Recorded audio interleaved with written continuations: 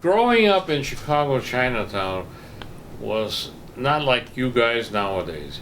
We grew up on the streets. There were no playgrounds. There was some parks, but the parks were well regulated, and they had activity that was watched over by people. And like Hardin Square, that was a park that was here, no longer here.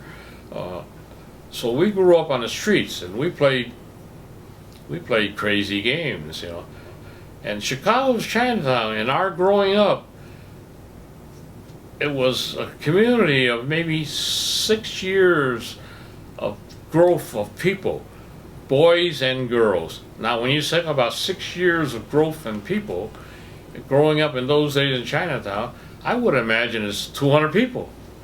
So I grew up with 200 friends. I mean, real good friends. And the older ones, I don't know, the older ones liked me the most. I don't know why, maybe because I was smarter than them. So it was a tight-knit group all the way, even up to now. Some of my friends are 90-something years old, and I'm 87.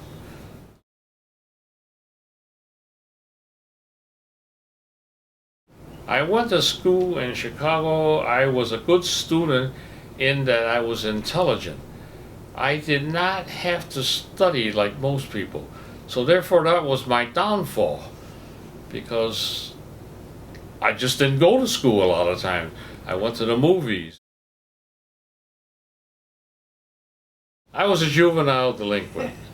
At one time in my life, my best friend and I, his name was same as mine, Henry Wu, we both burglarized a gambling joint.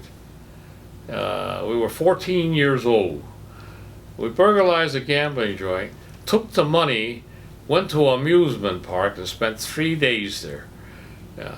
We wound up with 16 girlfriends. What the hell, you're 14 years old. What good is 16 girlfriends? We had gifts coming out of our nose, but we had the best time of our life. And that was great, but they caught us. How did your father feel about you getting arrested for robbing the gambling? My father never said anything. He wasn't happy, but he never said anything. But he backed me up all the way, all the way down the line from then on. He just says, why the hell did you do that? And I said, it seemed like the thing to do at the time. Yeah. So they sent my friend to Boys Town, Nebraska. Yeah, Boys Town, Nebraska. And he really, that made a man of him, because he was in the choir. And in the choir, he traveled all over the United States. I went to a different school. This is all done through the Catholic Charities. I went to a school called G-Balt School for Boys. It was run by the Catholic brothers, something to do, Knights of Columbus. It was run by the Knights of Columbus. And I went there for a year, and I think it made quite a man of me, because I won Golden Glove in my division. That was something that I probably would have never even participated in Chicago.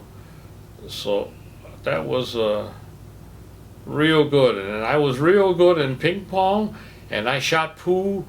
I was a champion pool player, and I was real good in volleyball, and I was the fastest guy in football. Wow. Yeah, but I was the lightest, but I was fast. Yeah.